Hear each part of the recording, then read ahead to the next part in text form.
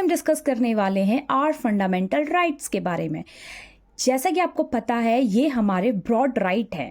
Okay, broad rights हैं जो कि इंडियन कॉन्स्टिट्यूशन के पार्ट 3 में मेंशन है। आर्टिकल 12 to 35 में हमारे ऑल फंडामेंटल राइट्स मेंशन हैं, यानी कि मौलिक अधिकार। ओके, तो एक एक करके हम सभी को डिस्कस करेंगे।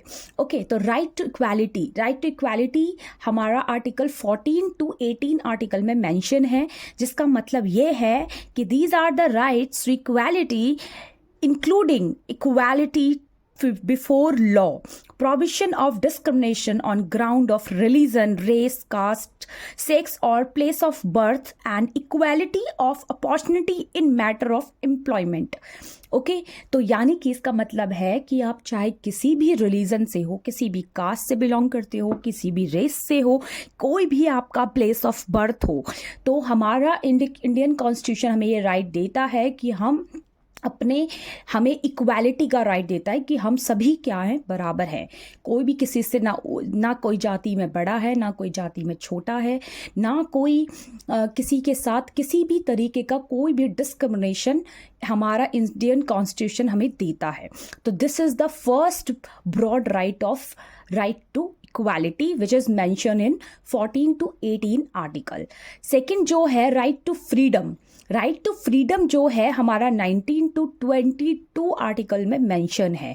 राइट टू फ्रीडम यानी कि आज़ादी का अधिकार। आपको हमारा इंडियन कॉन्स्टिट्यूशन एक आज़ादी का अधिकार देता है, यानी कि अगर आप सही ढंग से कोई काम कर रहे हैं which is fair to everyone, which is fair to every caste, religion or a race or a any people, सभी के लिए इक्वल है, या फिर किसी के भी कोई अधिकारों का हनन नहीं होता है, तो आपको ये आज़ादी का अधिकार हमारा इंडियन कॉन्स्टिट्यूशन देता है।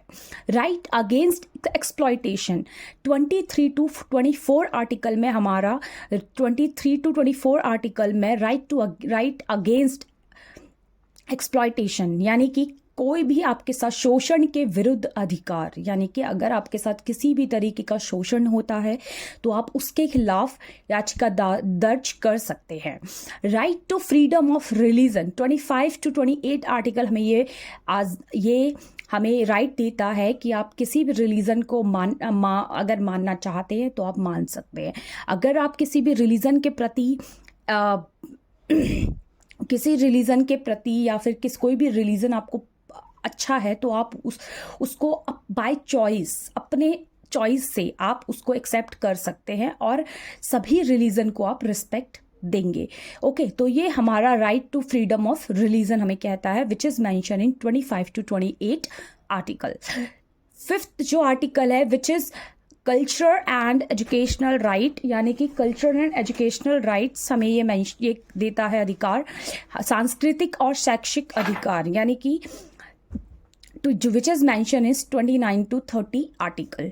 ओके, लास्ट फंडामेंटल राइट है हमारा राइट टू कॉन्स्टिट्यूशनल रेमेडीज, यानी कि संवैधानिक उपचारों का अधिकार। जो भी हमारे जितने भी हमारे फंडामेंटल राइट्स हैं उन सभी को आपको एक कॉन्स्टिट्यूशनली क्या करना है, मतलब कॉन्स्टिट्यूशनली आपको उसको इक्वल मानना है। तो this is mention is 32 to 35 article. Okay, तो these are fundamental rights which is broad article. Total ये 6 होते हैं which is mention is, again I am telling you, which is mention is 12 to 35 article part 3। Okay, तो I hope आपको ये video पसंद आई हो। अगर पसंद आई हो तो लाइक, शेयर एंड सब्सक्राइब करना मत भूलिएगा एंड बेल आइकन ज़रूर प्रेस करिए। Thank you.